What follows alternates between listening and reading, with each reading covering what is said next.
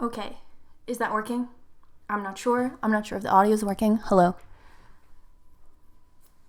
Everybody here? Can everyone verify that something or other is working? Okay, very good. Hey everybody, good night or good morning. Is the audio good? Audio is good. I have like an external mic right here. Should I do like an Instagram thing? Let's do an Instagram thing.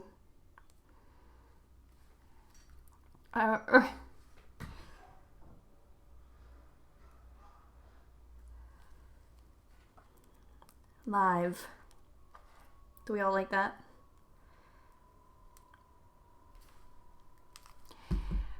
Hey everybody, it is Quicken, and this is the very first live stream in a long time. I'm happy to do it and bring it to you guys. This kind of satiates my like constant urge to like wish I had a podcast. But this is pretty cool, I think. I like talking to you guys. It is 8 o'clock my time, and everything's cool on your end. Just wanting to confirm. Some people are saying there's no video. Let's see what that's all about. Other people are saying the room, they can see it, there's visual. You might just need to refresh your page because I did have a little issue a second ago. There's like 1 or 2 internet servers I can sign on to in my location. And the very first time I started the stream, I was like on the shitty one by accident. I always like automatically sign onto that one. It's not the best one. I don't really know how to fix it, but it's not the biggest deal. Yeah, I'm excited to talk to you guys. This is my very first live stream in my new place. I have moved, still in Philadelphia, but now I live in a new neighborhood. Which is cool. Definitely miss my old neighborhood a little bit just because it was like a little more younger people and I had lived there for a while, but this is cool too. I have a lot more space, as you can tell, and a lot more cats. So what else is there in life?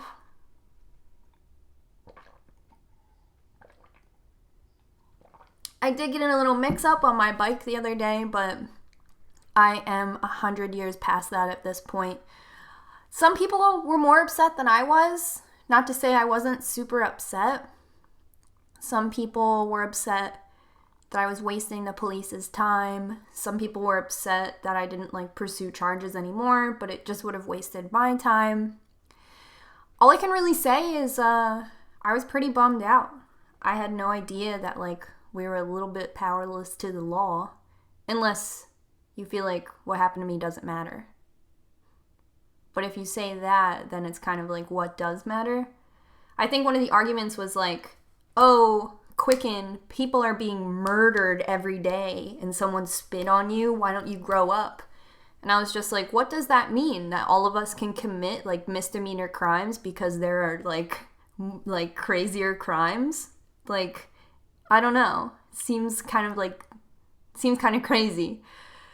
So, moving past all of that, and just, I don't know, I thought I would come on here with, like, a general theme. I like to kind of attack these live streams with, like, a message and then, like, dwindle out from here. But I kind of was so excited to, like, get this done that I don't know, got a Band-Aid on the finger. We were moving, like, I feel like the progress of everything feels super slow. And every step of the way, I'm inspired to, like, turn my camera on and, like, document the progress. And then, like, things just happen so fast. Sometimes it's easier to just, like, put the camera down and do it. Like, when I didn't, like, completely decorate the living room, but it used to be a different living room. Then we moved all of my stuff in here. There's like a 5 Fact Friday where I say like my stuff was better. A lot of you guys helped me with that stuff, so it does feel like a gift from family. So when I moved my stuff in here, I like organized it and everything. And every step of the way, I was like, wow, this is such a big improvement. Like, this is awesome. This is cool. I'd love to document this. But I'm filthy dirty. There's no like cool camera effects. Like, it's not great production quality. So like, I'll just do it. I don't know. And even like, I have not started to like really decorate the room, like put things in the wall. A lot of things are just like leaned up against the wall and stuff. But I don't know. Every step of the way, I'm kind of just like, do I document this and turn this into a video, or do I just get it done and do it? Downstairs though, we did do this cool thing with our bikes where they are like attached to the wall, which is something I always wanted to do in my old apartment. And I'm glad I didn't, because we had to like find the stud and like, I don't know, use power tools and all that stuff. But now our bikes are kind of like in the wall. They like make the ceiling look a lot higher, and it's kind of like in a space where like our couch wouldn't fit and like nothing would really fit. So having our bikes mounted on the wall is kind of cool, kind of urban, kind of fun. And that could have been a cool video, but we just got it done in 15 minutes, and then I was like, oh, I'll just put the camera away. But yeah, the cats are here. I have the door open a crack, and then John is downstairs watching The Walking Dead, which I don't watch. So I don't want it to be too loud. But, anyway. As for documenting stuff with moving, like even today I got this like dope light. We hung it up like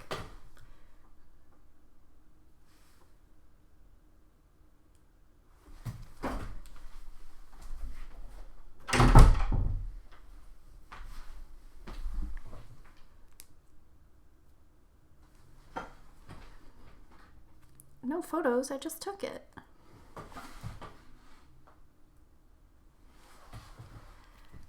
I guess you can't really tell like how successful is a picture of a light, but got this cool light today, went to this really cool place, and the whole time I'm like, wow, this is so cool. And I didn't capture any of it. We just went and did it. So it is cool. Like, I definitely, like every step of the way, I wish I was filming, and I'm always just like, oh, this is interesting. This is good content. And then just like, it all happens so fast that like it's over. But can I see a cat, please? I actually had to close the door. I was hoping they would like filter in and out, but the door is closed. I guess I could grab one. Let me see. Oh, Ryan Little. There he is. If you guys don't know Ryan Little, that is my dude. I love Ryan Little so much. You can hear a ton of his songs in my videos, but it is always a great opportunity to go onto his YouTube channel or go onto, I found him through the Free Music Archive and just listen to his stuff. I love the like chill hop stuff. That's always my shit, and I feel like Ryan is kind of like getting his feet wet in that, and then like other styles too. We love you. I'm going to grab a cat.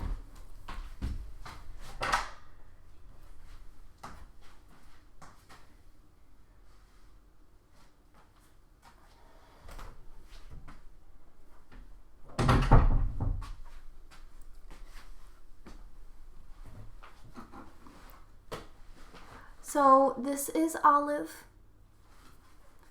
Olive is a little bean. John adopted Olive last summer. His neighbor found Olive and asked if John wanted Olive, and he said, yes, give me that guy. He is our youngest little bean, so he's still like a little meanie. He's still giving me little nibbles. Olive, like, when Olive was just a little baby, he was a lot meaner. So he's not neutered yet. We actually like got all the testing and stuff to get him neutered, and he was like approved, like didn't have any probs. Now we just wait. We just save up and wait. I love you so much. I don't want to put you down, but you're so mean. Do you want to go on my bed?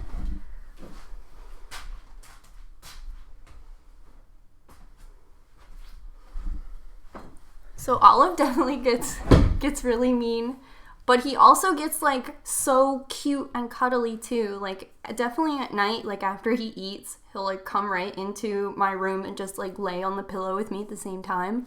But he did bite me. But let's see here.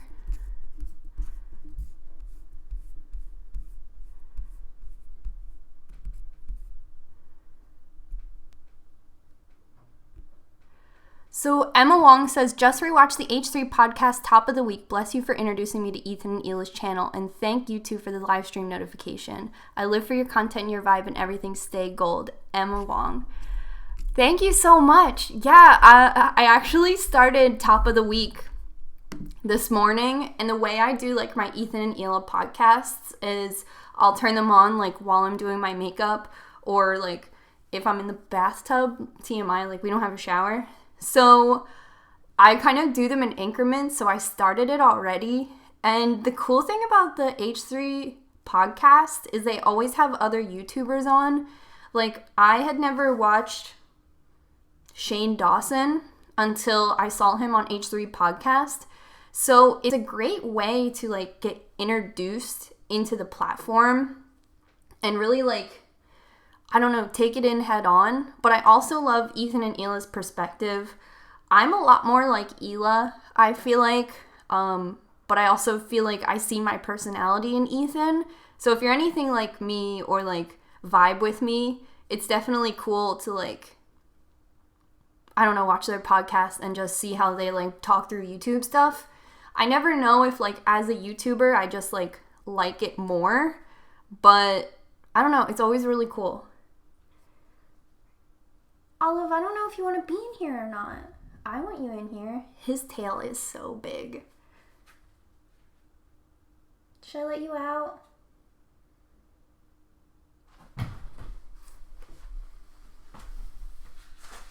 Here, I'll let you out. There you go.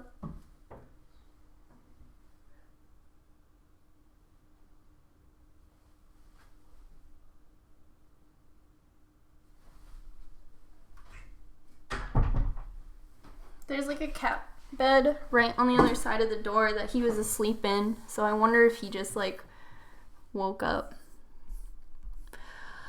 Oh, Olive is super cute. Yeah, he like, I don't know, a lot of people are like, where the heck is Ethan? And Ethan's always here, but I feel like Ethan is like a wise granddad at this point, which is really weird because he was always like my baby child and with me all of the time. And I think I was shampooing someone the other day and I was like, well, now I have more cats than I ever imagined. And it's kind of like, I was telling them it's almost like a better thing because I felt like Ethan and I were in this like codependent relationship where I would come home from work and he was just like looking right at me and I would just like pick him up and hold him for like 25 minutes and just like do my stuff and get home and make dinner and all of that. And I was like, is this weird behavior? And then we were sleeping together. Like, all the Instagram pictures of Ethan and I are like never staged. They're just like so just like well captured. I'm like, oh my god, it's happening, and I'll take a picture. It was at a point where Ethan and I were sleeping in the bed together, like under the covers together, and I was just like, what? Is this okay? Or like, is all of Ethan's like physical contact and need to maybe be stimulated like so dependent on me? And maybe this is too much thought, like I'm exposing myself as being like a hyper cat person. But now that Ethan is like with other cats, I feel like sometimes I'll see him like racing around, but other times I'll just see him just like, go have fun, Olive. And I love that about him. Now he's just a wise old granddad. And bless him. So, like, he's not in all of my photos like he used to be. But at the same time, that might be better because him and I were, like, attached at the hip. And I don't really know if that was a good thing or, like, a bad thing. Definitely not a bad thing. Like, if he was here right now, I'd be so excited to see him. I love seeing him. But he wasn't, like, all my other stuff because he was just, like, always around me. He was like, oh, is something going on, Amanda? Are we doing something? And Olive, he's a little lad, so you'll see him a lot. But I think just because I, like, woke him up and was like, look at the internet. He's probably like, I'm new. I wish my cats, like, slept together and were, like, washing each other. I'm really cheering them on. When I wake up in the morning, all three of them are in the bed, but I know it's because I feed them in the morning and then John feeds them at night. So when I wake up, they're like, any minute now, bitch. So I'm just like, oh, okay. PB is our little girl cat. The thing about PB is she'll get used to a place and then it becomes hers and she, like, conquers it, but, like, really chill. Like, she's not making any sounds or anything. She's just like, no boys on the couch. If you sit here, you must pet me. Meow. PB, like, conquered the bed at the top of the stairs for a while, and she's moved on to the downstairs couch. So she won't get off that. So whenever she, like, when I wake up and she's, like, right here, I'm like, oh my God, she left the couch. She took a little pilgrimage up here to demand food. So that's that. Oh no, I didn't know the Oscars were on. I am competing with the Oscar. I'll be real with you. The only award show I ever watched were, like, the MTV Music Awards. And the very last time I watched them was, like, the first year Tyler, the Creator was a thing. Which one are the Oscars? Movies? Music? Dance? I didn't know until there was, like, controversy surrounding these award shows that there were, like, more than one. I was like, yeah, the Grammys, I mean the Oscars, I mean the Tonys, I mean VH1, you know? Let's be real, who has cable anymore? Not me, but I do have antenna TV, and usually the Grammy or whatever comes up on that. Oh, that's me. So, right here, I got this cool little pegboard at Philadelphia Salvage. So, something cool that I did today. You might have to negotiate, but I went to a salvage yard today. And the salvage yard, I guess, is a nonprofit, so they also accept donations, and you can donate stuff. So, you know, we finished my room. I don't know if you can, like, see that floor and the, like, trim and stuff like that, but at the end, we ended up with a lot of extra materials. So we went to the salvage place, and they said that you could donate materials for store credit. So we went there and donated our extra materials. John actually had, like, a lot of extra rungs for our railing. And we got, like, $200 and more in store credit. Like, not paper money, but we got the light fixture. I picked out this pegboard. They had, like, a lot of these salvage places, like people building houses or demoing houses, will bring in little bits. So there was a piece that we were looking for my door. And my door handle is, like, an antique, so we've been looking for this piece for a long time, and they had it. My salvage haul.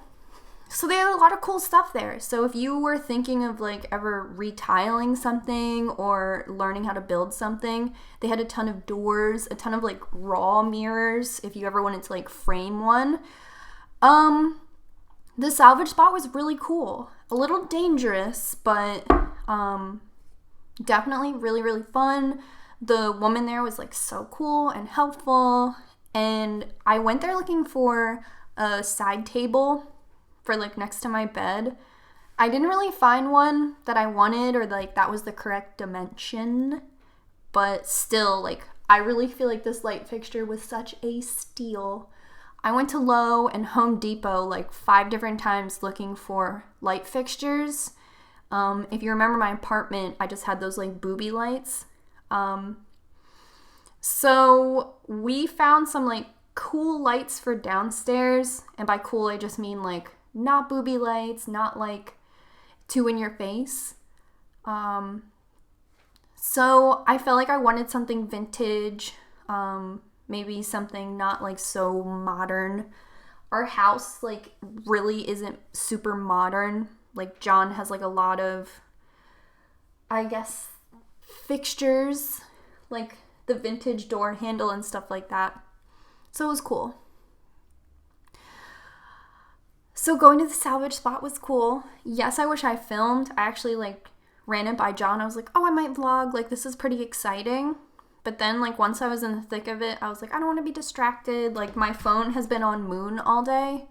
And I don't know. I was just in the zone. Sometimes social media, it drains and it drains me. And it has nothing to do with you guys. I don't know. Sometimes, like, negative comments will just, like, ring in my ear all day, and I'm just like, if I see one person talking to me again, I'll just throw a fit. I'm trying to like put a word on what phenomenon that might be, and I keep going back to like gaslighting, and it's kind of a little phrase that I feel like a little bit of feminists are whispering around, and then it's kind of getting a little bit more traction, and I feel like it's the best way to explain, like, I'm doing something, just any old thing, and someone comes in and they're like, that's wrong, or like, that's harmful, or that's neglectful, or you're doing something bad. And I'm just like, what? I'm just watering my plants, or I'm just driving around, or I'm just waiting for the bus. And it's kind of crazy. Like, the other day, I kind of flipped open my laptop, and my first thought was, like, what are people going to be critical of me today for? And I was like, whoa, that's a terrible thought to start your day with, crazy bitch. But honestly, that's kind of where it is. And I'm not calling myself Justin Bieber here, but I can understand, like, getting super fatigued on, like, public opinion. Because, who said it? Cardi B? She was like, man, I was so much happier when I was less famous. Like, I was not famous, but I think I was happier. And then I'm like, all right, do I start like a private Instagram? And then I'm like, well, how much energy do I put into my private Instagram? And I'm like, my Instagram is personal. Like, it is a personal Instagram. Like, there's no sponsors in my inbox to get on my Instagram. I'll dead up tell you that. So, yeah, I don't know. It's kind of crazy. But, like, no one wants to hear me talk about it. They're like, stop it. It's not that bad. Get back on the internet. Make me a tattoo video. I'm just like, okay, cool. Someone in the comments telling me that I gave the wrong definition of gaslighting. It's weird. No, but for real, I just said that it was the closest thing to the phenomenon that I'm thinking about. But I don't know. Oh my god. And I can like dissect the idea behind like why there's criticism and why there's just like blatant hate. And why someone would go out of their way to tell me that I looked like an uglier version of Josie. And I'm just like, oh, you know Josie? Is that Ethan? Is that my security cat? Get in, get in, get in, get in, get in, get in, get in. Get in, get in, get in.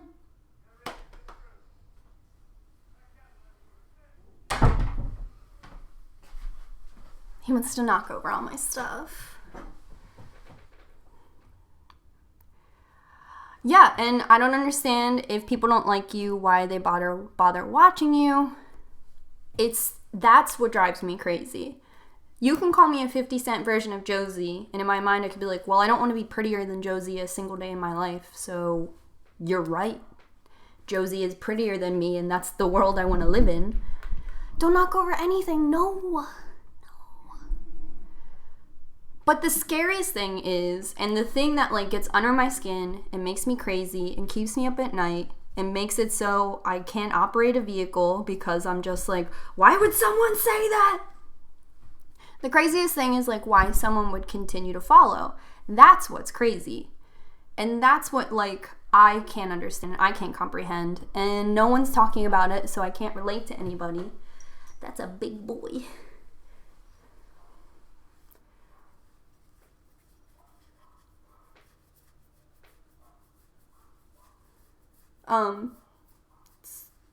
John and I taking a bath? What's that comment say? So yeah, that's what like, I don't know. And that's kind of what discourages me from picking up the camera anyway. Because I feel like I would do a video about the salvage and someone would be like, YouTubers shouldn't be at the salvage. You should be at paint and pottery where you belong, you millionaire. I'm just like, what? I have a bike because I can't afford a car. And that's like what's crazy in my head. Even though I don't think it's crazy. I mean, I do think it's crazy, but I'm not talking about it. However, before the video I posted the other day, I did have this thought that people in my comments in like the last 3 months were generally being nicer. So I do have faith that like maybe that trend of being just like deliberately mean is cooling off. But I'm not totally sure. I either said it online or told Josie this, but even the other day I posted like a picture of razors because I was like getting ready to shave for tattoo convention, and someone was just like, you shouldn't get those razors. And I'm just like, you can't just message someone every day and tell them what they shouldn't do. You should just not. That's what's crazy. That's what's crazy to me. And it sounds familiar, but like, I keep trying to tell myself that like, what is it? I keep trying to tell myself that like, when I didn't give a fuck, it was just so much easier.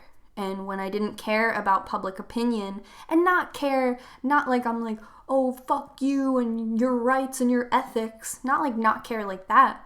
But before I was so tedious about my online presentation, where I only present the best of the best, that is so calculated. And I'm like, oh, don't show the McDonald's cups because people will talk about, oh, just don't show, oh, and don't tell anyone that Olive isn't neutered yet. I'm getting around to it. I'm just like, bitch, what are you going to show? Your breakfast? Your hair? Again? I don't know. It's crazy. And it's not like haters gonna hate. It's not a hater. It's definitely like, I told you, I'm like really reaching for that word.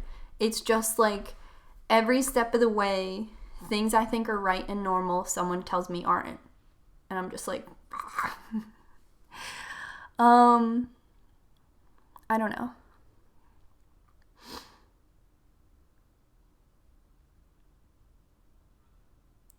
People are talking about Vero in the comments. That's what it is. So I made a Vero account when it first came out so I could grab my username. I didn't have an Instagram until like a couple years ago. And by then, like someone who followed Quicken on Tumblr had took Quicken on Instagram. And I was like, God damn it. So I just grabbed that username right away. I have not been on Vero since. I don't think I've accepted or denied any friend requests or whatever Vero is about. I told myself, if you want more social media, delete the social media you have. And I said, no, I'm scared to. So I grabbed my username on there. I don't want to use it. I don't want to use Vero. I just want to make Instagram jealous. So I want to be like, oh, I love Vero. It's so great. Oh, the founders, I haven't heard. But I don't think Instagram will ever change. And Instagram gets worse and worse, like, every day. But why would they change? They have investors and they just make millions of dollars. Whereas before they were just like, whatever. But it'll never be the new Instagram, and that's what's sad about it. Like, I've read, and I've done absolutely no research. I've just read through other people that, like, the creator of Vero is, like, super shady, and everyone in the developing team is, like, a man, and all that stuff. And then, I was like, well, do I even know much about the creator of Instagram to be making this assumption? But I also don't want to use Vero, so I don't care. I care that people are evil, and I don't want to support them. But I don't want to use Vero anyway. But I did grab my username, so I'm not being catfished. I might be, but to my knowledge,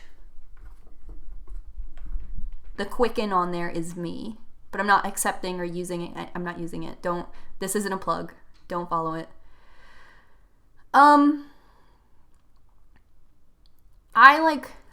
And you're probably sick of hearing YouTubers talk about it.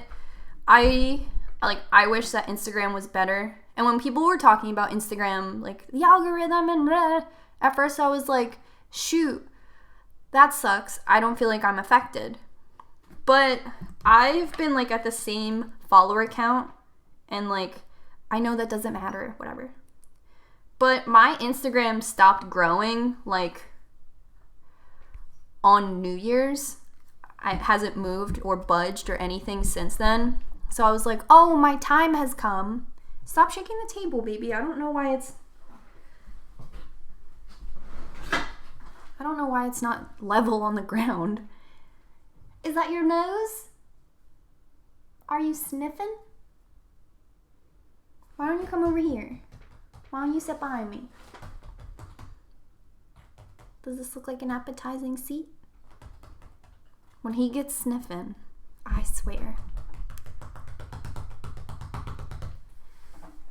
All right.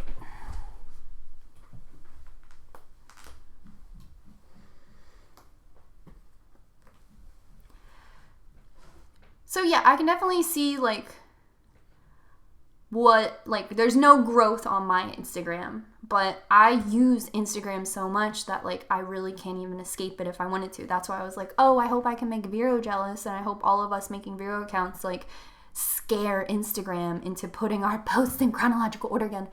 But here's the thing, and this is, like, the conversation I had with Josie the other day. I have friends that have personal accounts that they've switched to business accounts, and then they promote their regular ass posts.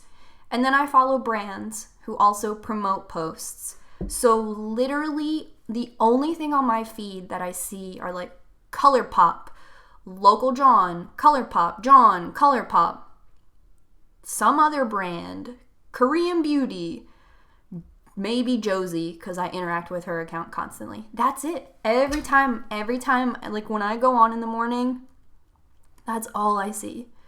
I don't see any of the shit I like. And whenever, like, somebody makes, like, a Quicken art and I repost it, I always follow them.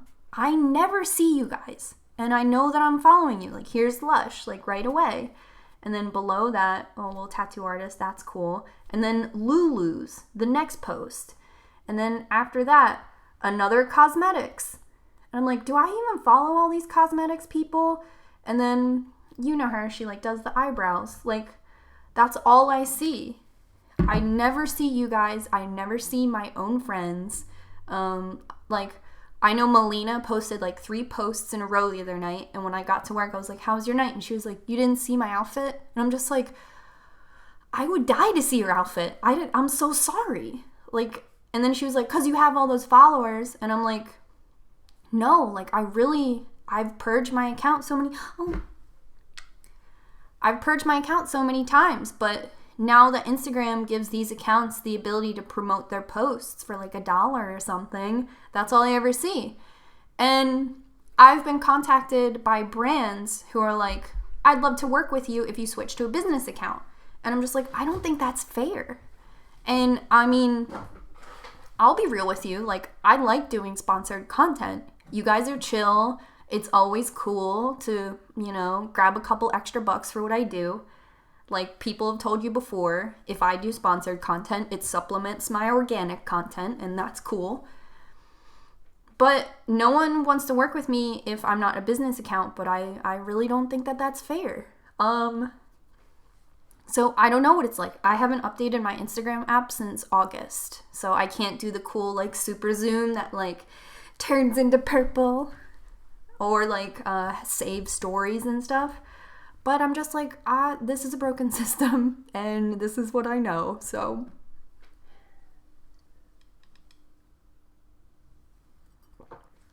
What is going on in the comments?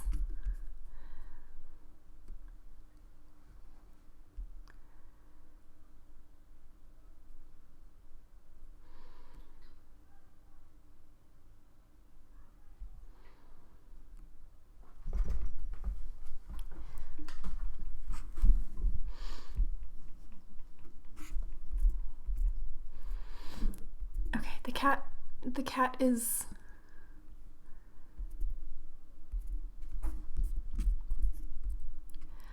Oh, and if you have to have a Facebook to have Instagram Premium or whatever, I'm shit out of luck.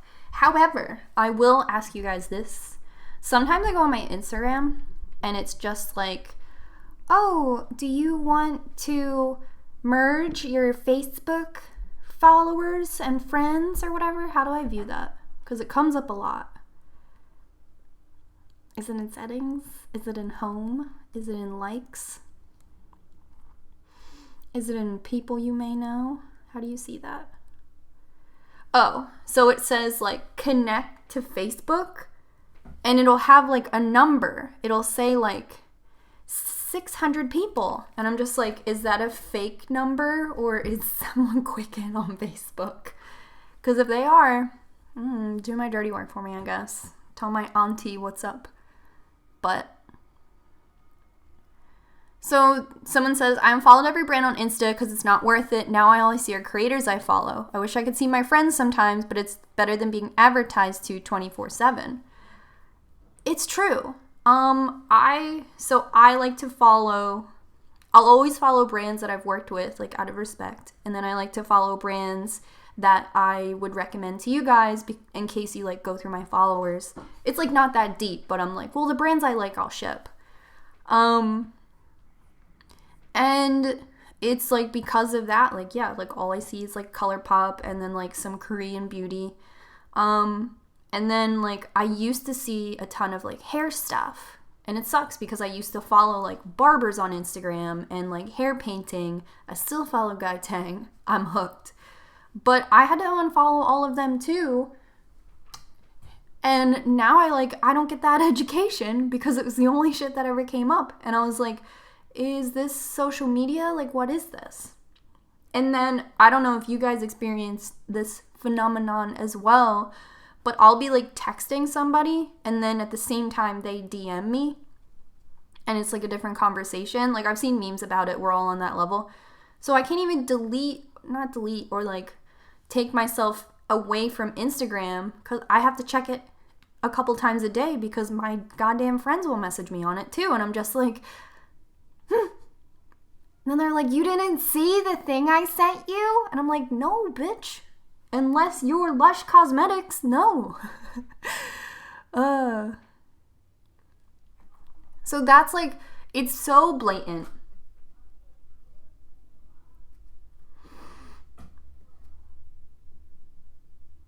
Look at those green eyes.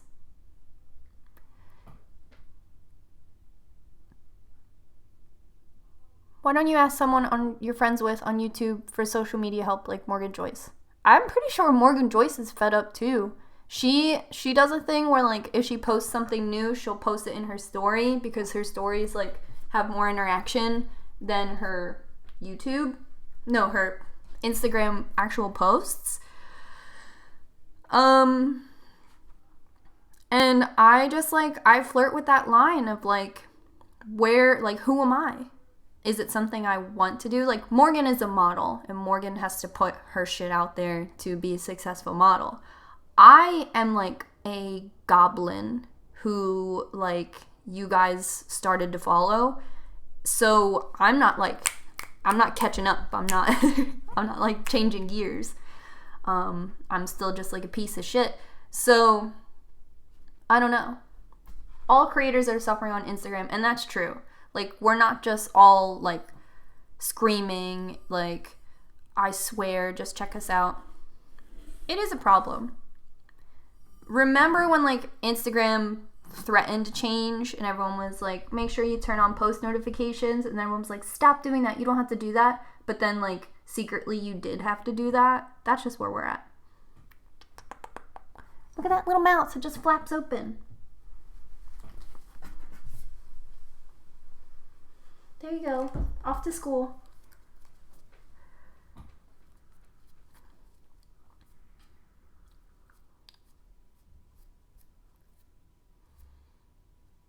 I'm, like, brushing hair off my face.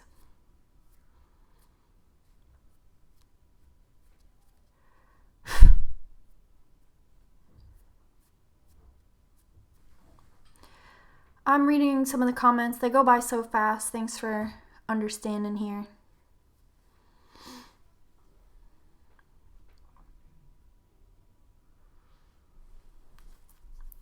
But that's how I feel. Creator woes. It's not like a huge deal. Just the comments, like, really make me sad and hate myself. And then people tell me that it's not that bad. So I'm just like, okay, it's not that bad. Get out of bed, bitch. And then, you know, also Instagram's kind of a dud, and businesses that want to work with me want me to upgrade, and I just feel like it's not, like, not that it's deceitful, but I'm just like, Instagram should just already be good.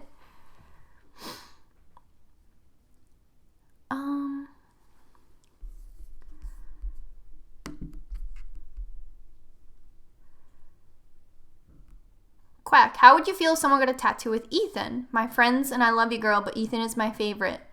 And she's jokingly talked about it before. Yeah, I mean, Ethan is an icon. I worship him. He's so cool. I don't blame you. He's great. I feel like I would make Ethan merch. I'm obsessed. It's time for him to get a little checkup. I want him to live forever.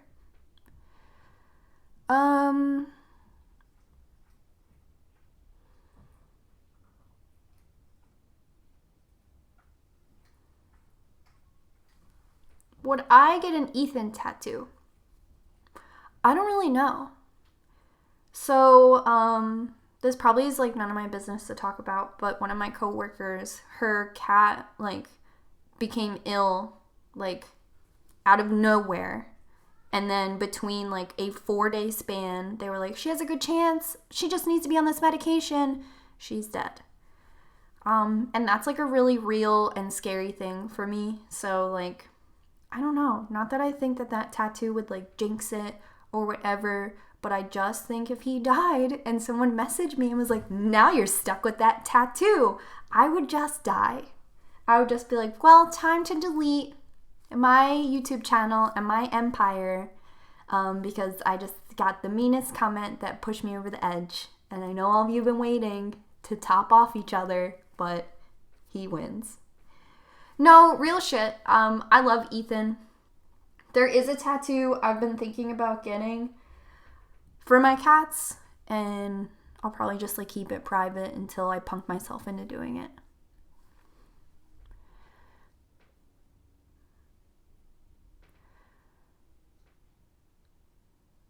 Merch. You know I want to make that merch, girl. My personal life, because I do have a job outside of this, and because I've been moving and going through those mental hurdles, I really want to get myself into a great place where I am organized, where I am settled. Honestly, like, however you feel about living by yourself, I just felt very unsettled. I was just like living right within my means and just like didn't want to tip the scale at any point and was just like very like now like I'm really hoping for things to get really like a lot more comfortable. I wish, like, I think it's too, like, VidCon is too soon for me to like save up and literally go. I think I would have to get sponsored to go if I was going to go, but like things like that, I really want to like knuckle down, and I want this to be the worst year I ever had on YouTube, and I want to like wake up early and make shit happen. So like merch, like if you ever had Quicken merch to begin with, like praise be, like hold on to your collector's item. I really want to be at a good place. Like I know that, you know, everyone you've ever liked sells little pins and shirts and stuff, and they may make it look effortless, and that's why I thought it was easy, but it's definitely pretty difficult and complicated, and shit goes wrong, and packages never get sent, and people have their address wrong by like one period, and stuff like that. So, like, I hope that merch will happen. I need to be like ready for it. So that's what it's all about. I'm not like jerking your chain. This company actually reached out to me. I don't know if it's like the end of the email said I wasn't supposed to talk about it, but so this company reached out to me about making a subscription box, and I would only want to make one. But do you guys remember when Graveyard Girl came out with that like Graveyard Girl subscription box thing? I think she just made one, but you like got it and it had like 5 goodies in it, and she had that like little weird baby doll in it. And then Marzia has one. So a company reached out to me, and they're based, I guess, in Philadelphia, so I could go and talk to them about having that kind of merch, like a merch that's like completely controlled and dictated by someone else, and like I would just be the like creative influence. I'm supposed to have a meeting with them because at first I was like, no, Quicken doesn't sell out. She just stays home and is miserable. Then I was like, actually, like if I could do it my way, and if I could be like creator for the day, like it sounds like an opportunity that if I wasn't so miserable, I would be enthusiastic for. You ever have like someone in your head that like tells you like, oh, well, you should probably do this? It was kind of like one of those moments. So that's kind of in the works. I never emailed them back because I was like, I bet my subscribers would hate this. But actually it sounds pretty cute, so I don't know.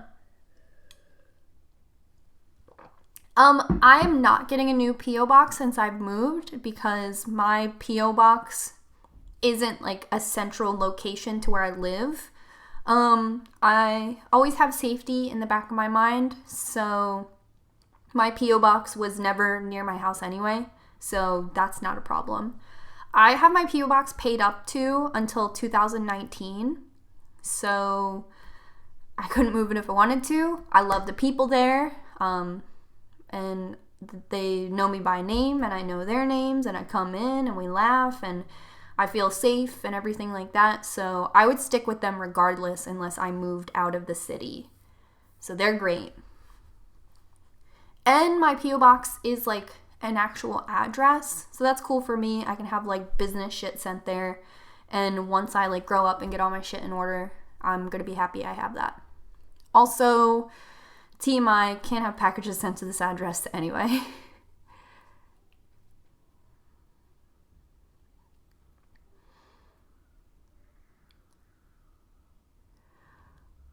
Yeah, so I have mad palettes in the background. I'm actually going to review them. I asked you guys how you felt about Hush, and a lot of people said that they had like a lot of crazy cool vegan dupes, so I have them on deck.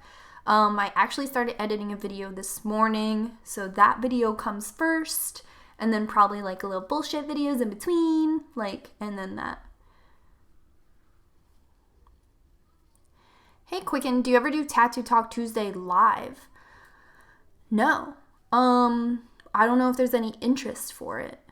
With Tattoo Talk Tuesday, I like to like use references and stuff, and I'm not like super good at computers, so I don't know how I'd be able to do that live. I'm sure if like I had Morgan over or somebody, we could have like a sick live show, but we'd probably need like a third person to like help moderate it and stuff. Also, I don't know how interested she is in that, because when we made our video together, we ended up just like fooling around most of the time, but I'm sure we could do it. Morgan and I were supposed to go to a party together. Brows of Prey, who did my freckles, had this like opening party, and she wanted Morgan and I to be there, and it just like snowed so crazy. I was like, sorry, can't go. And then Morgan, who like lives nowhere near here, couldn't really go. You should do a Tattoo Talk Tuesday on your leg sleeve. I know you did one on your arm. I'm working on a leg sleeve, and I know it can be scary. So I was going to do a leg sleeve video, and I even like did a teaser for it. And then I like scheduled an appointment to get tattoo removal. So I think, since my leg is kind of a work in progress, I'm kind of like, well, it's not really a finished thing. Then if I get the laser removal, then I'll have this like half-assed tattoo. And then like, what if the tattoo artist who gave me the tattoo sees the video and they have feelings about it? But would they have feelings if it was reworked and covered? So like second guessing myself is like the name of the game. I think once my leg is finished, it'll just make for a better video. I honestly could probably make that appointment for my tattoo removal by now. Over the summer, I was like, So now I think it would be cool.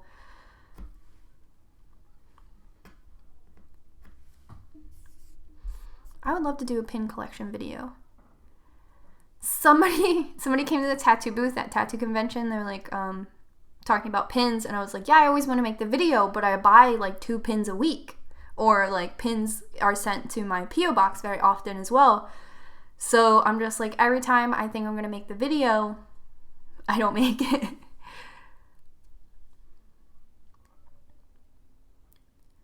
What were you planning on removing? What am I wearing? So I'm like, I have bunny slippers on. These are my socks by Eva Stelansky. And then I have my like Ethan long johns on. So I have these tattoos down here. Like this one, it's not an awful tattoo. Sometimes when I see it, I think it's hilarious. But the way it's angled, see how it's like angled like this? And then this, it creates like this space right here, which like cuts off this blank space here. If these were both gone, I could get like a nice tattoo that like looks good. I just think that like as a collector, that's something that bothers me. Like as like a badass bitch, it doesn't bother me. Like I said, I've lived with those tattoos forever. I think that they're pretty funny, and some of my first tattoos, honestly, like the way I built my leg sleeve, my pant, was kind of funny because I just like had tattoos at the top and then the bottom, and I like filled in between, which I don't recommend. I think you should like work from the bottom down because you can get the biggest pieces. So I have those 2 tattoos, and I really don't like the way they fall and like the weird triangle of space they take up. I just think like if I got them lightened like 2 or 3 sessions, I could get something really cool there. As I get older and as I become like more acclimated with the scene and meet new people, there's always tattoo artists like I would really want to get tattooed by, and I'm really running out of room.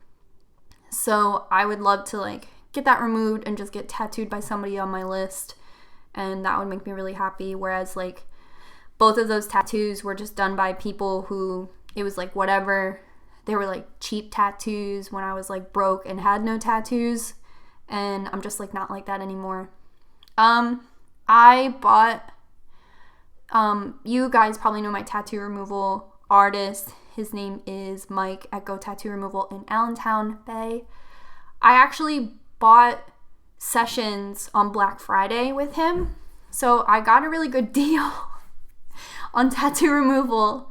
So I feel like, I don't know, like, what's stopping me? Even though the guy who does my tattoo removal, I wouldn't even consider it expensive.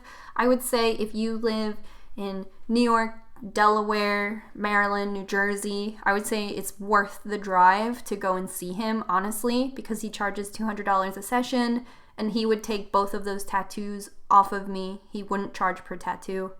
I think that's amazing.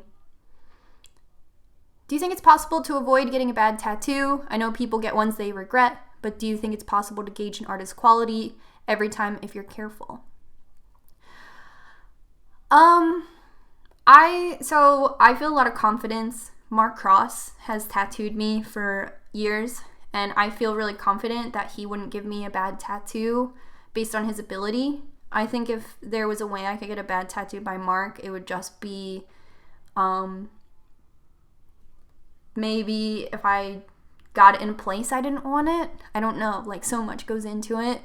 I was just talking to somebody today about, like, the growing number of people who are getting tattooed, and I definitely think that you should still be careful about, like, the tattoos you get, and you should still think about it and be really careful. I think if you pick a really great artist, they're gonna do a great job. If you walk out of there and feel like you got a bad tattoo, it might be because, like, honestly, you didn't want one. And I've gotten tattoos by amazing artists who I love, and we've become friends, and I can look at that tattoo and just be like, wish I didn't have that, you know? So, if that was your question, I just feel like that might be the answer. If you follow someone and you're like, they're an amazing tattoo artist, I hope I don't get a bad tattoo, it might just be like you're not feeling super confident about getting tattooed. Like, if you, like, one of the questions I got when I was interviewed by Ink Master, where's that interview? One of the questions they asked me, they were like, how do you feel about being, like, a tattoo influencer? And I was like, I've never really thought about it, but I hope that people don't, like, see me and then decide they want to be tattooed. I hope that I'm just somebody who helps you in the process after you've decided you want to be tattooed. I don't want people to come on my Instagram and be like, she's cool with tattoos, I want to be cool, I'm going to get tattooed. So when Ink Master, did I say that earlier? When Ink Magazine asked me that, I was, like, pretty caught off guard. I was like, oh, I don't know. So, what was the question? So, yeah, I feel like if you have an artist in mind, you love what they do, and you're still afraid that you're going to get a bad tattoo, it might be because you don't want any tattoos. If it's the other end and you're just, like, a naturally nervous person, I don't know. I think something I've said, I think I have a video that's called, like, do I have a video called how to not, I think I have a video that says tips to get tattoos you love. And in that video, I'm like, well, I wouldn't go to Mark for, like, a realism portrait because I would go to Mark for a bold traditional. So I would say going to a tattoo artist who does the thing you want would be great. I remember when I used to work in the big open market downtown, I was friends with one of the lads who was getting, starting his collection of tattoos. It was great. He would pop over every morning and be like, check this shit out. He got an eagle by Mark Cross on my recommendation, and I was like, you're gonna love it. He had an appointment with a traveling Japanese artist, and he wanted to get something that, like, he specialized in. I'm pretty sure he specialized in, like tigers, lions, like, really, like, sick cats. And he said that the kid before him asked for a traditional eagle. So the kid before him went to this, like, traveling Japanese artist who happened to be in America. I'm pretty sure my friend, like, went to New York to see him. And the kid before him asked for, like, a traditional eagle. So that's like one of the craziest stories I've ever heard. And I was spit on the other day. So if you go to a like traditional Japanese tattoo artist and ask for an American traditional eagle, like it might not be good, even if he's a good tattoo artist. And the kid probably made the appointment while he was like still in Japan and then came to New York and was like, what can I draw up for you? So in that circumstance, like that's what I mean. Like that's probably a way you could get a bad tattoo from an amazing artist, but I don't know. Do you regret any of your home tattoos? I don't think so. I have an XO on my left knee that I feel like doesn't make sense, but I like don't regret it. I'm not like, why did I do that? Sometimes I'm just like, damn, put a Band-Aid on that. Why is that there? I don't really regret it though. What inspired your burning bra tattoo? So I was actually in beauty school when I got that tattoo, and beauty school was the first time I had ever been in like a dedicated female focused environment. When I worked at McDonald's, I was like the youngest and the only female manager. Well, there was one other woman, but she worked at 2 McDonald's, so she wasn't always there. So that didn't feel like a very female-focused environment. When I was in college, I tended to like make more friends with like male students, and even like on Tumblr, I felt like the female presence was like hit or miss or far and few between. Although all the friends I made on Tumblr were identified as women, beauty school was the first time I was like submerged in it. Even in high school, our group of friends was like mixed gender.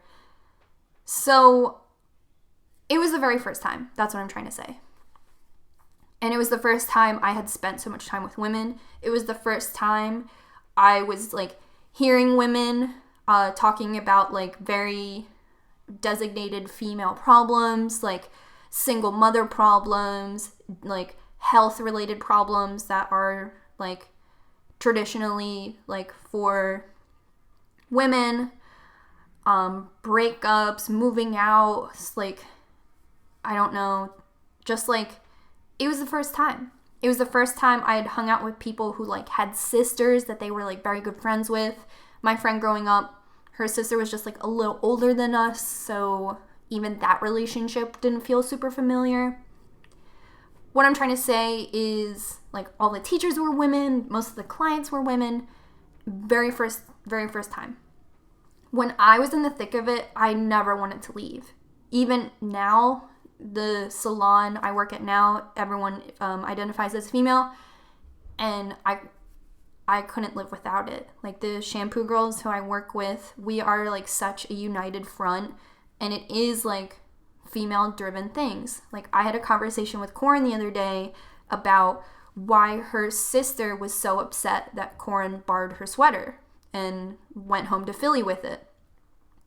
And we were talking about like the responsibility of her sister and her mother and their relationships, and why does she attach so much meaning to the sweater. And I just don't think that's a conversation I could share with a ton of people, because both parties have to have empathy towards like that background. Anyway, got a burning brow tattoo. I was just like, wow, all my life I've never had this opportunity. And it's crazy. Like I was in Girl Scouts and just like, what, I don't know. Was that my only other opportunity, you know? So not everybody gets it. So I got the old burning bra tattoo. Couldn't wait to come back to school to show everybody. I had it done by Jessie Preston. I traveled to New York City and had it done there, and then went to school the next day and was stoked.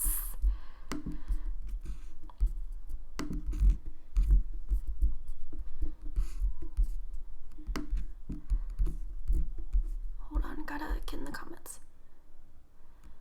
So Jamie Marie, I just got here and I want to tell you you're awesome. Just keep staying strong, girl. Thank you so much. That's honestly, the support is what drives me. And Like, I had someone message me the other day, and they were like, you're gonna get bad comments, but most of us are here and support you, and you've given us good advice. And I'm like, yes, please remember that. So thank you. I hope that you guys, like, I would hate for you to feel fatigued. And even in my video that I made previously, I was like, please don't feel bad for me, because I don't want you to feel like so fatigued on feeling bad for me. You're like, oh, Quicken's going through it again. I don't want that to ever be the case. So thank you so much for your well wishes.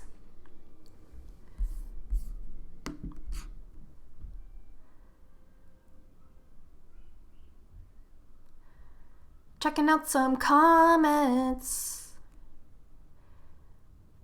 Do you ever regret getting tattooed? I have a right arm traditional patch sleeve, sorta. My tattoos are beautiful, and sometimes I get triggered and start regretting my decisions. Can you relate?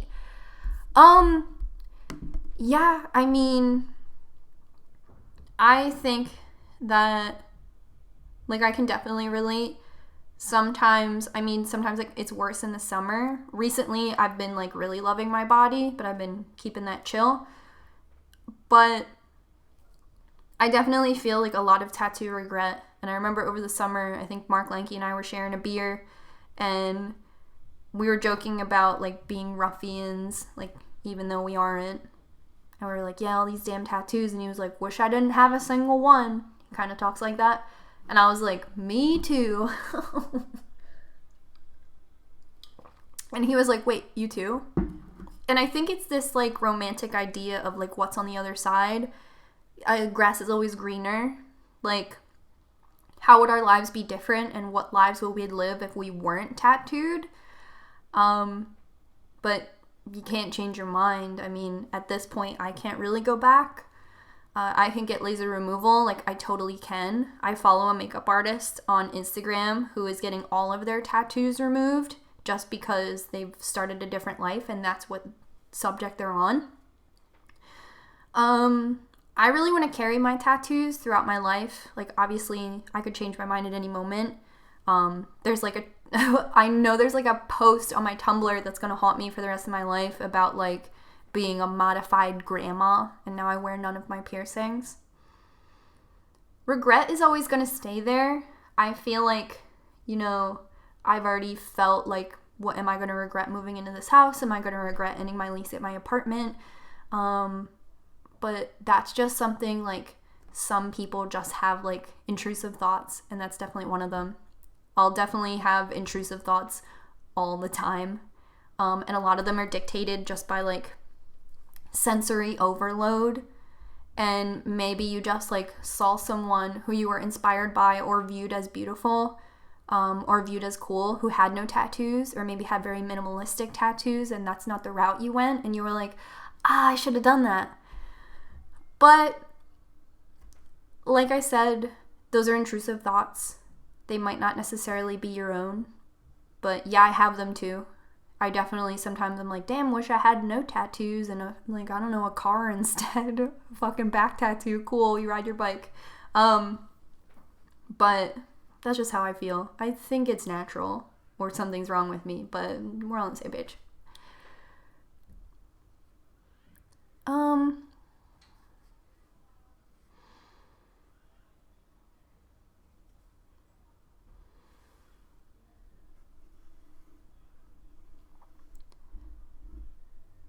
Do you have any friends with watercolor tattoos? I really like some more modern styles that are kind of watercolory, but you know YouTubers seem to have any.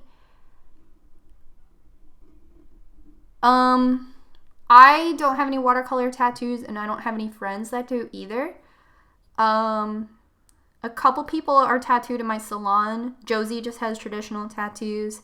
Kaylin has all black and gray tattoos, and then like kind of like, I don't want to say Rihanna tattoos in case she's listening, but like if I had to describe it in one word, I'd be like, well, you know Rihanna's tattoos, like a lot of like filigree, like all black and gray, like bold images.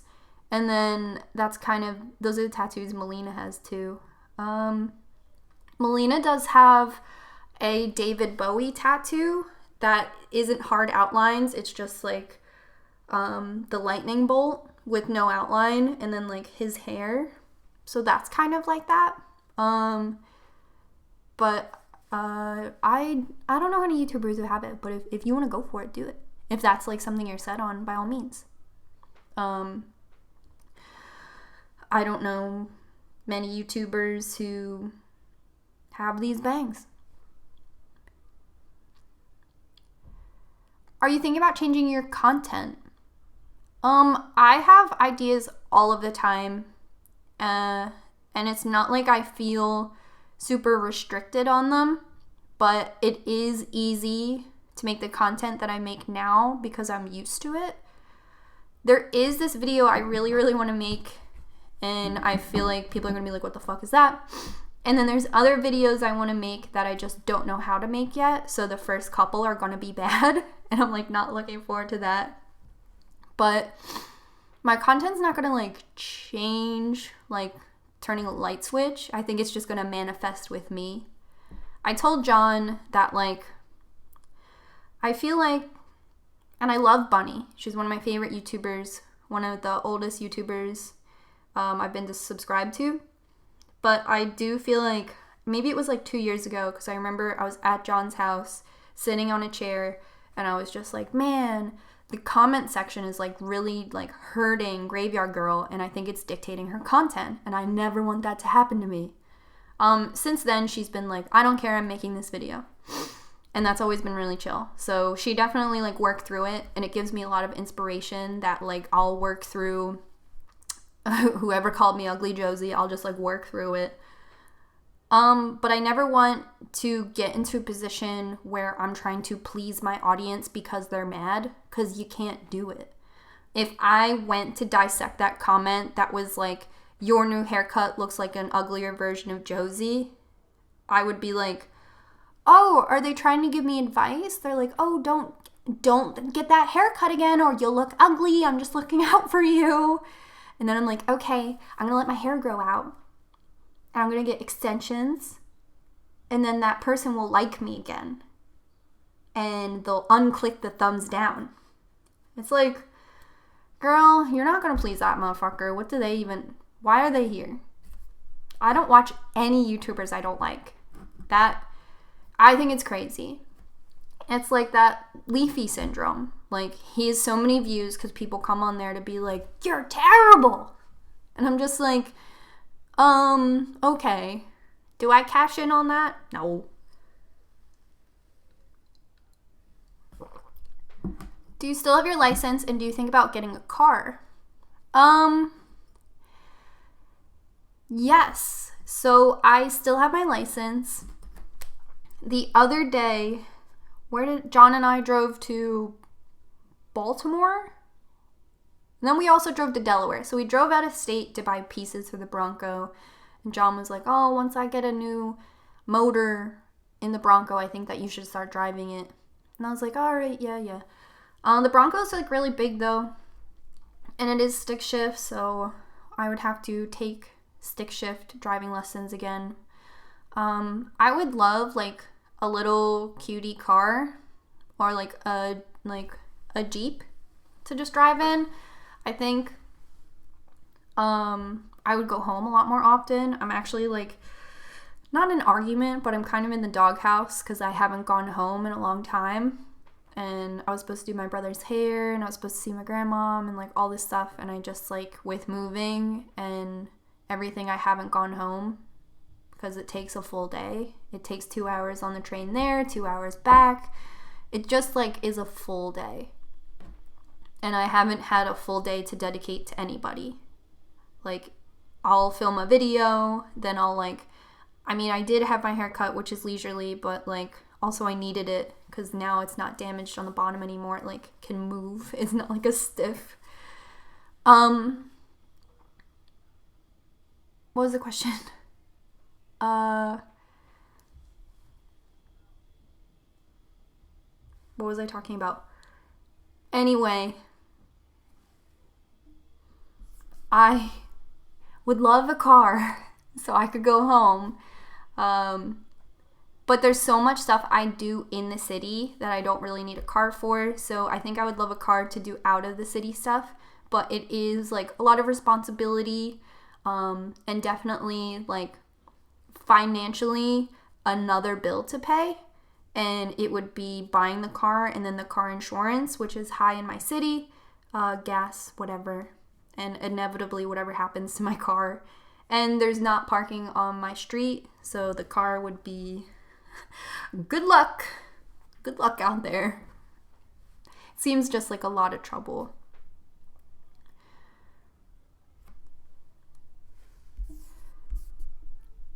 If I had a car, though, I would definitely...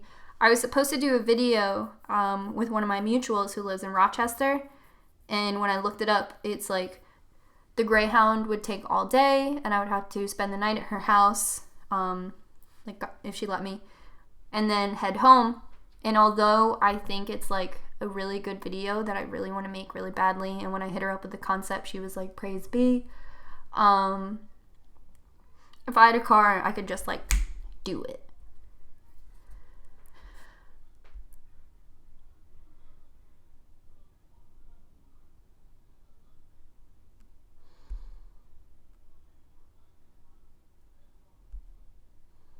Looking at the comments.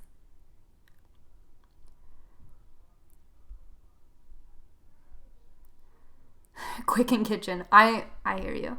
And it's funny, like, in my head, I'll make videos that I never make, and I just, like, keep making quick in kitchen videos. I think once I get settled, and haters gonna hate, I would feel more comfortable about revisiting Quicken's Kitchen.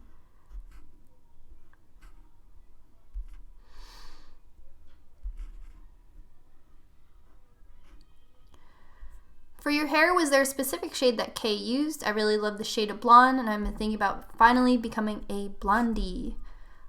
So we use like a beigey blonde, which I feel like is kind of in trend right now. Definitely like salons and a lot of color lines are like definitely pushing like beige blonde. I know Guy Tang came out with his like Naked series, which is definitely like ashier, blondier, beigier kind of things. And that's what I have. The exact color, I think, is called 997. If you go to a salon and ask for a beige blonde, they should know what the word is. If you live anywhere near Barnett Fair, I do recommend making an appointment with Kay. You wouldn't be disappointed. We won best in Philly for bold color. And we won it after only 4 months of being open. So, like, I definitely, like, our salon is that good shit. But, I mean, don't fly here or do it. I don't know. But, like, that's what Kay used.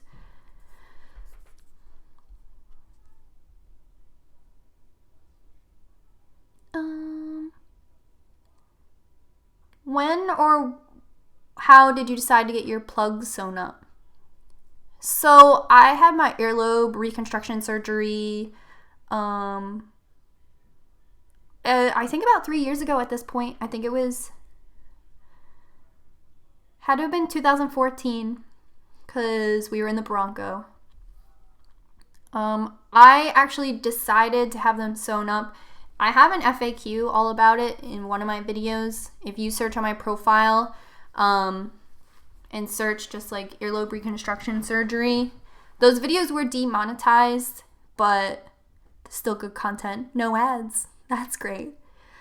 So you can go on there and check it out, but like short answer is I was wearing plugs, and I was wearing like, I think I was like at 1 inch and some change before I retired my piercings, and like I would ride my bike and my plugs would fall out. So I would take my plugs out to ride my bike, and then I would take my plugs out to like take a shower because they were heavy, and they would fall out.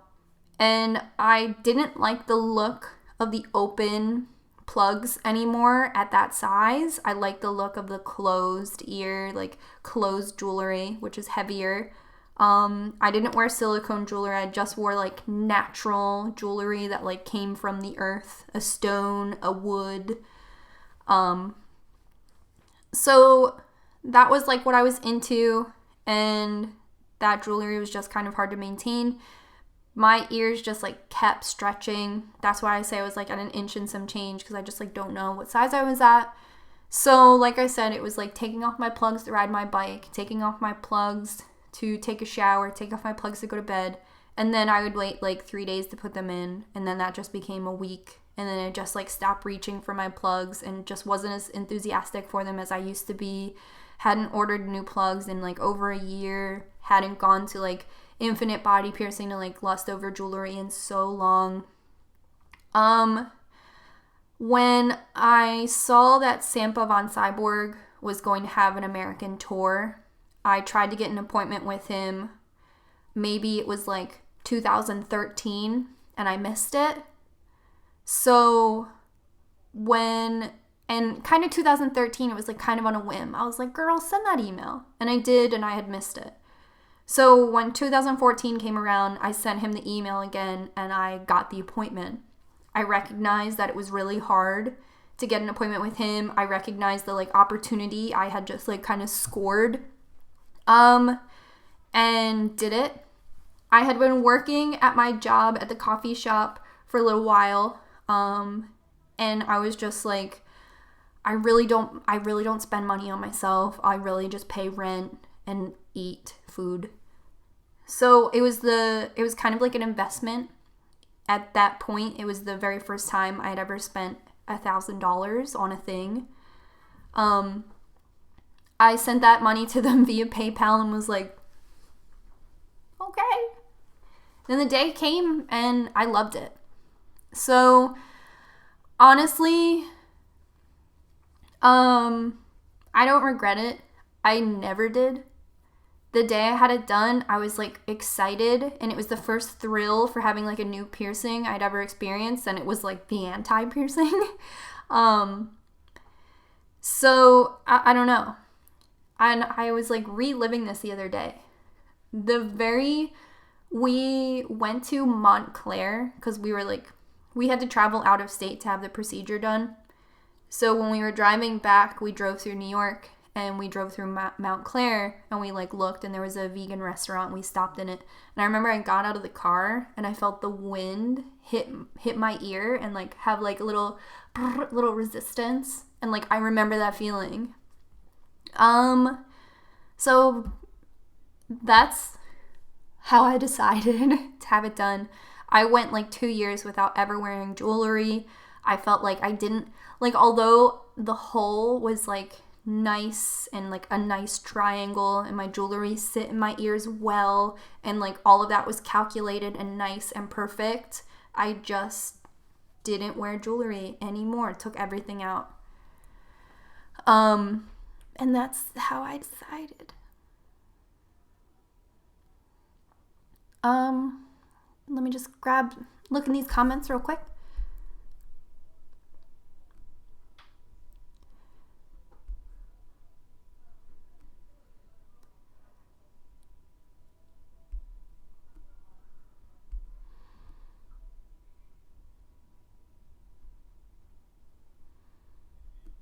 Sorry, the questions, like on my end, the questions come really fast, and I have like 2 screens open, so I'm sorry if you feel neglected. It's not like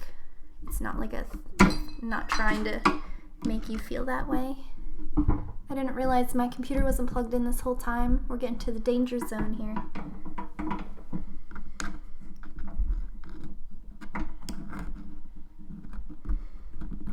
Yeah, I'm a tech expert. Hi, tech. We're plugged in.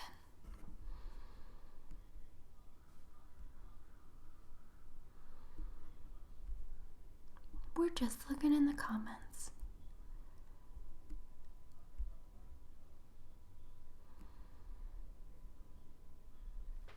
What color line do you use at Barnett Fair? We use Wella, we use Redken Shades, and we use Pulp Riot. Learning Wella, like my beauty school was an Aveda beauty school, and we used Aveda beauty line. And then switching over to Wella has been like a very hard transition for me. Maybe you don't feel the same way, but I felt like I had learned a one language and then they plopped me in another country and I just had to like hit the ground running. That's how I felt about Wella. I've been doing Wella education courses with Kay since last summer, and I feel more and more confident every day, but still pretty hard. But at this point, I've forgotten the Aveda color line, so what am I even good at? When you tip a shampoo girl, do you just hand her the money, or do you do it when you pay? I get my hair cut by a barber, but I want to visit a salon.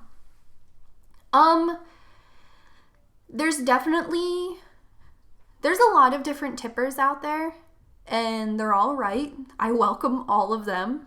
I welcome all the tips, except there's one tip I don't accept. I'll bring that back up. So mostly most salons and even like nail salons will offer little envelopes at the front desk, and most people will tip that way. It's private if people feel weird about tipping. I know some people, they just feel weird about tipping. They just do. So people normally will give the envelopes, but the thing about the envelope is you have to write my name on it, and a lot of people won't remember my name. So usually they'll feel nervous about that. So they'll take the money and physically give it to me, but sometimes they forget who shampooed them, so that turns into a whole thing as well, and they're like, did you shampoo me? And I'm like, yes, I didn't forget your face. So the tip envelope, I feel like, is your way to go, especially if you're like, oh, I can only tip $5. Like, tip envelope. And sometimes that's just easier because they'll write out the stylist and the shampoo girl, especially if I'm busy, like I'm already shampooing someone new. A lot of people will just take that money, walk back to the shampoo girls, and they'll be like, hey, hun, this is for you. And they'll put it on the counter.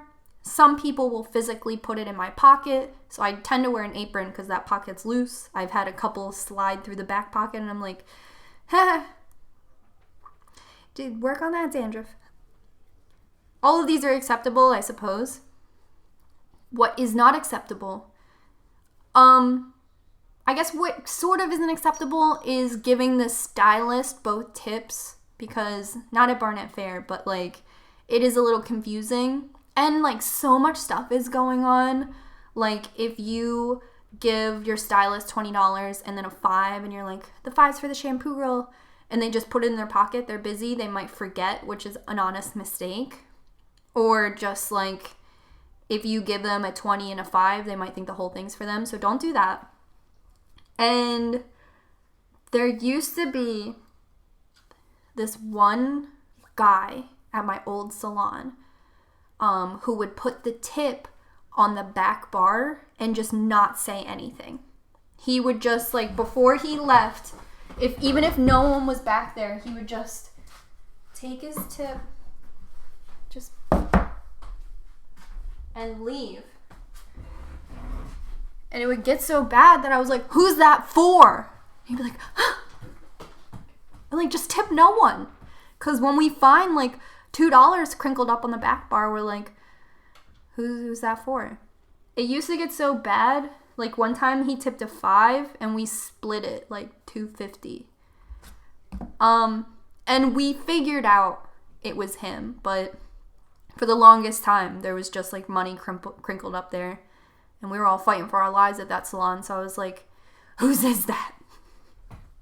So don't do that. Give it to the person. If they did a good job, let them know. Wella formulas are another language.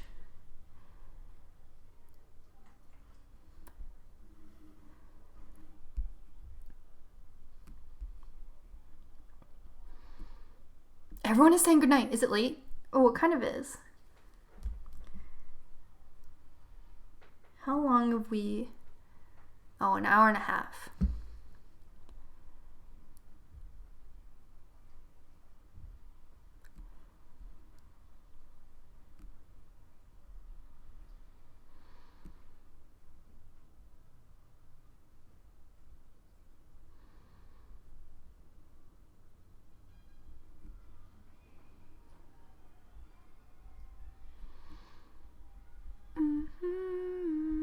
Looking at the comments.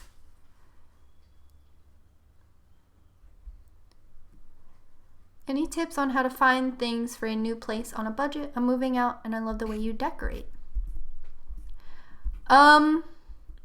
So on a budget, I feel like one of the things before I moved out, I was on Craigslist a lot looking for furniture, and sometimes you'll find people who are like, I'm moving out of state, I'm selling everything in my apartment. That's always a cool option. I have a lot of stuff like from thrift or like yard sale or salvage sale that I always really like. I also like don't set the bar too high. I feel like sometimes I'll get down on myself if I follow these like sick Instagrams that have just like super curated spaces. I kind of like, I have a lot of things that just mean something to me. I definitely do like a lot of Marshalls. A lot of my knickknacks are definitely from Marshalls, or like TJ Maxx. I find a lot of stuff at Ollie's, which is like a resale store. That's kind of like my only tips. IKEA can be really affordable. You can kind of find what you want on your budget. And there's this really cool trend on YouTube where you can look up like an IKEA piece of furniture, like by name, and you can find people who have upcycled it. I was getting really into that for a while, like this desk right here. But that's how I feel. Other than that, definitely like reclaiming thrift stores, salvage stores are always really cool. And I feel like don't set the bar too high if you can't afford something. Like if you just want like a shitty side table, just go for it. Like I decorate a lot with like crates because I'm just like, just put my radio on that crate.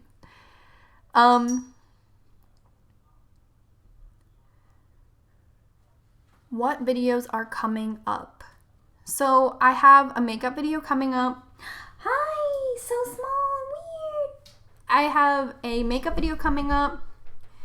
I have a 5 closet essentials video coming up, like 5 things in my closet. Ooh. I do want to have more home videos for sure. I just have to figure out where to start if I want to film things in increments and then like take all those clips and like sit in front of the camera and talk about them, or if I want to like film them. I haven't done a vlog in a really long time. That might be cool. Oh, his little motor's running. And so downstairs, the basement isn't finished. So I was kind of thinking of like a cool DIY, like make the basement like more functioning for laundry. It's not going to be like high budget at all. It's kind of just going to be like things I already own and a shop vac and an extension cord, and we're going to make this work because I don't want to go down there. It's scary. But that video is coming up too. I kind of put Tattoo Talk Tuesday on ice until I'm completely moved in and unpacked. Like, there's a couple boxes off camera. I'm really just trying to like work things through. And then I got some makeup for Hush. I have makeup for a skincare video. It's honestly just like waking up early and having enough time to do it. Barnet Fair's 1-year party is coming up. I think I want to vlog, but I might just want to like wear like a really bratty outfit and just be there. So I had to decide all that. I don't know. Then it'll be summer. I really want to go to Japan.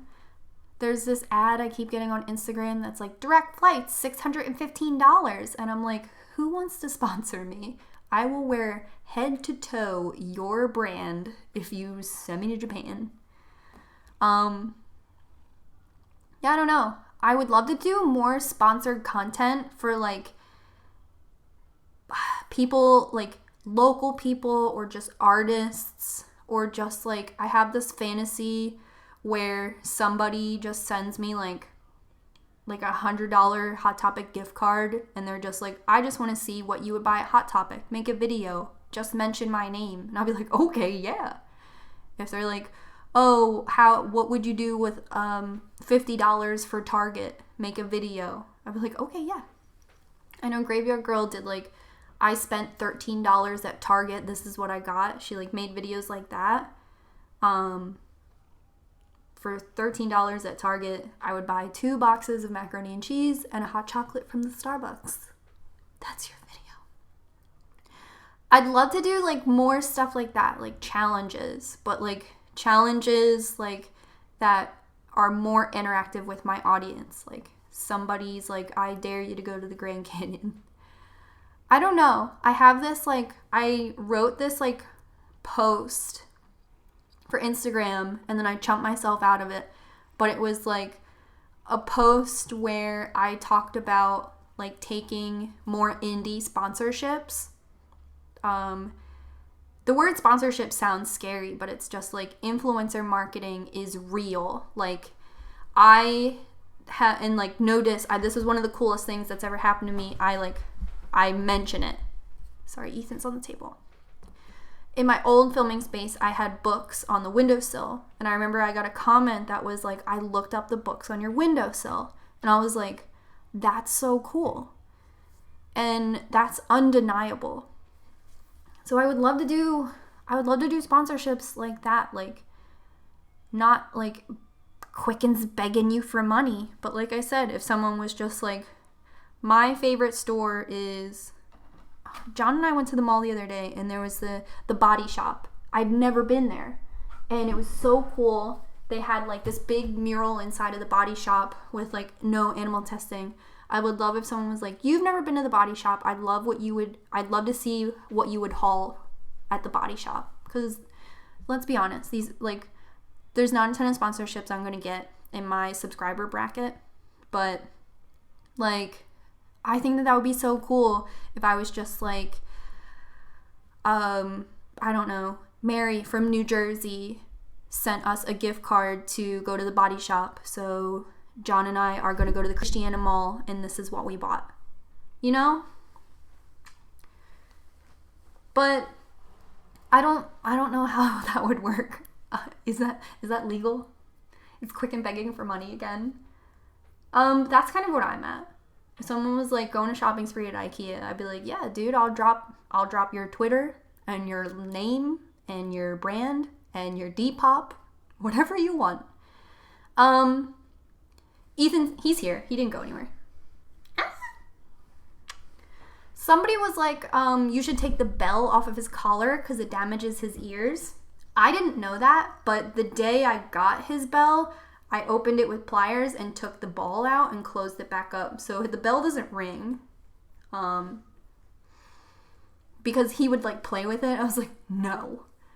So don't worry about the bell on his collar. It's just for funsies. It doesn't ring. And then I got PB, like a bitchy collar, and I took the bell out of hers too. So you can trust me. I know what I'm doing.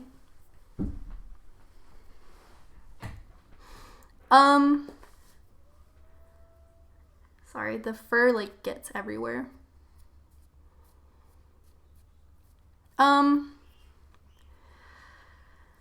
So I don't know. I really should make that Instagram post because I wrote it and then I just saved it to my notes because I was just like, I'm gonna get a wedgie from someone if I post this. But like, I really had that idea because it started because Graveyard Girl, I've talked about her 100 times in this fucking live stream, notice me. Graveyard Girl, one of her subscribers sent her like a box full of like 90s mementos. And I was just like, that subscriber wanted to see Graveyard Girl make the video. So she was like, here's the crap, make the video. And like, obviously what I'm saying is a little different, but that's what I said. I was like even, and I got, somebody tweeted me because we went to the Christiana Mall and we went to Hot Topic so I could look at the like Sailor Moon collection, but then we left because I got like buyer's anxiety. But then I was like, you know, that would be a cool haul. And it would be cool, like, I'm never going to get a sponsorship from Hot Topic, but it would be cool if someone was just like, here's a gift card from Hot Topic. but obviously, like, that would be receiving a gift from somebody, and, like, I don't know if people are into that. But that's just, like, I think influencer marketing like, really works. Like, and I only recommend things I truly, like, believe in. So, obviously, there's sponsorships I won't do, or, like, I don't feel comfortable doing. So, I think it would be, like, obviously, if somebody sent me, like, a gift card from, like, Kroger, there are no Krogers in Pennsylvania, so I can't go. Or someone sent me a gift card from, like, Wendy's, I couldn't go. But I don't know. That's how I feel. So if you're ever like, what would Quicken get with $75 at Home Depot? You can always send me a gift card in the mail. And girl, I will shout out your SoundCloud.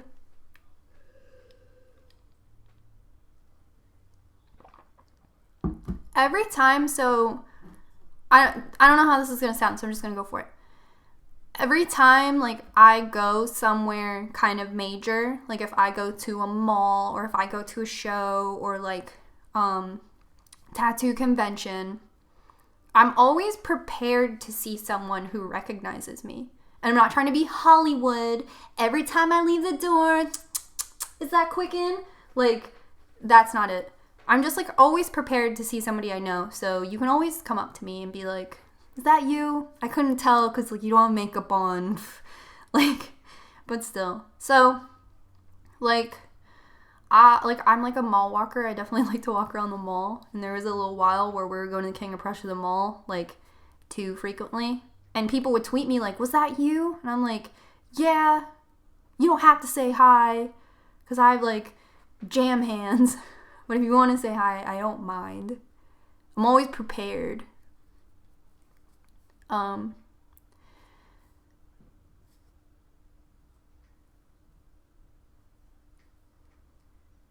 Paparazzi, no pictures, please. We took some really cute pictures at Tattoo Convention. Like, I didn't want to force anybody to, like, use my hashtag, but I just thought it would be cool to, like, I don't know. Like, this is really cool. She brought, like, a disposable camera. So this is, like, a film picture. And then she also got a flick with Yelena, which is so tight. But I thought that was so cool. We had so much fun at Tattoo Convention. The thing about Tattoo Convention, though, is I didn't get to, like, walk around and see anybody. But we had fun.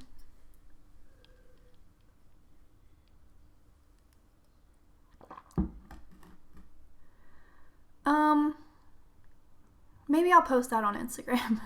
Give this video, like, to encourage me to post my posts where I beg for sponsorships, but, like, in a cool way. But hear me out.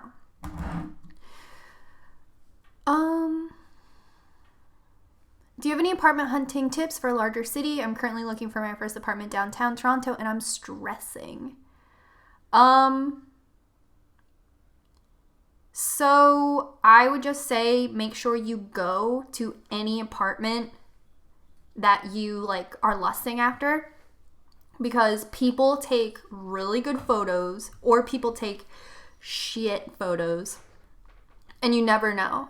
And my apartment, that landlord showed me an apartment that looked dope online, and when I got there, it was just a big empty room, and the way he had taken the pictures was like, this wall is a whole different thing, and then this wall has a different texture to it for some reason, so it looks like we're in a different room, and oh, my camera died, I didn't take a picture of the bathroom.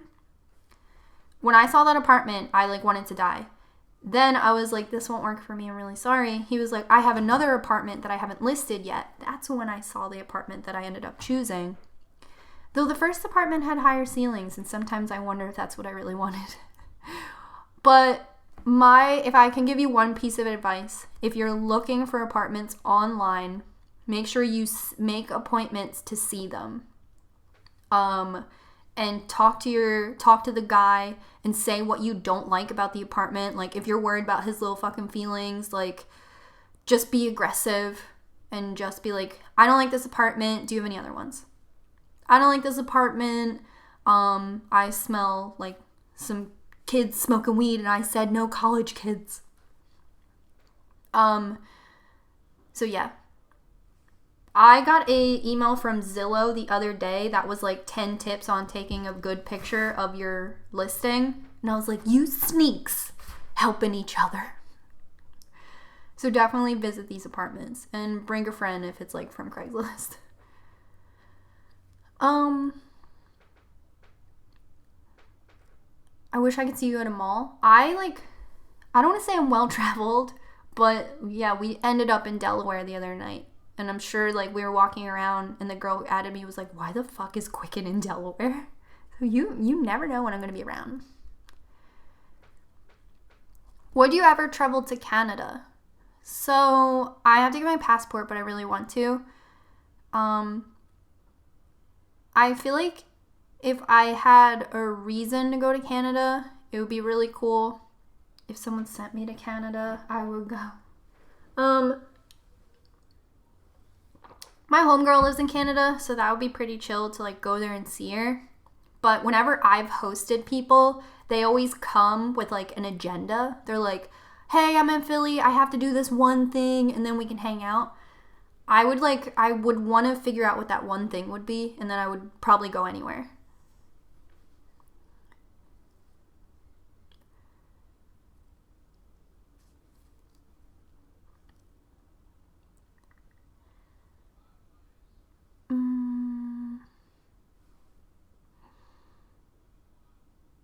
So are you going to see Radiohead? They're coming. I looked up the Radiohead tickets and I'm like, okay. Like, literally treat yourself. When the Gorillaz came to Philadelphia, I got this like really nasty anonymous message on Tumblr, which I've deactivated anonymous messaging. I got this really nasty message on Tumblr that was like, fuck you if you spend $200 on a Gorillaz ticket when you had people buy you toilet paper on Amazon wishlist. And I felt so bad about that I was like, I won't see the Gorillaz. Even though the first CD I ever bought was the Gorillaz self-titled. No, you're right, I won't see them because you made me feel awful.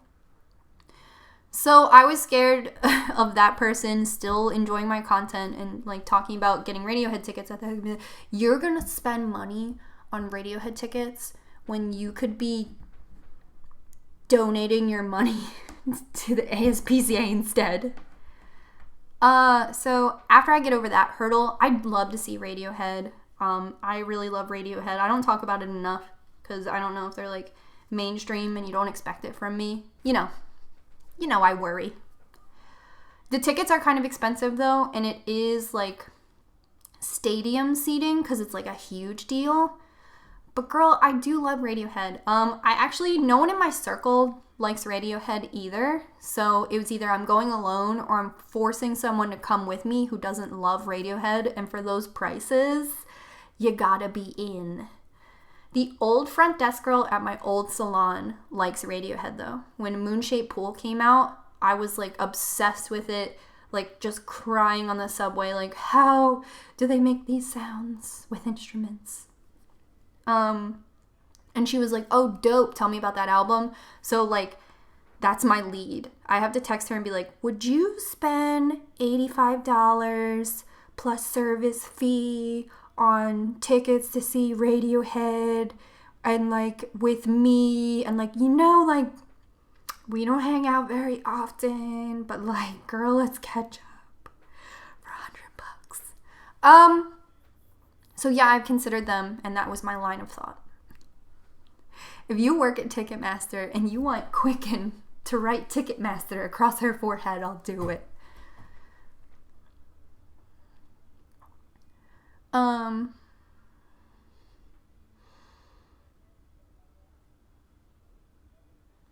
Sorry, these comments are going fast. Do you think it's a bad idea to get your first tattoo at a convention? I suffer from anxiety, but it seems like a good opportunity to get a tattoo from an artist I otherwise couldn't. if you feel nervous, I think that your artist will have the ability to make you feel more comfortable. But I will tell you, like, dead up, there's a lot going on at Tattoo Convention. Philadelphia Tattoo Convention is one of the biggest ones. Like, I'm sure if you went to Scranton Tattoo Convention, it would be a lot more chill. Mark Cross had told me once that that was the tattoo convention he prefers going to because it is chiller. So there's a good chance that you would go to a tattoo convention that was chill. I can't guarantee you it wouldn't be crazy. Like, a lot is going on. Like, it can be sensory overload. Like, people are, like, walking around, like, swallowing swords and shit. And if that's something you're just like, what? It might be hard. If you don't have any tattoos yet, though, it might be cool to just go to convention and just, like, see what it's all about.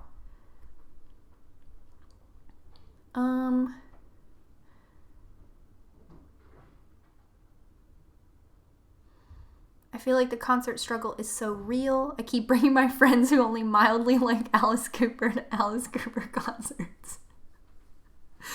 Oh my god.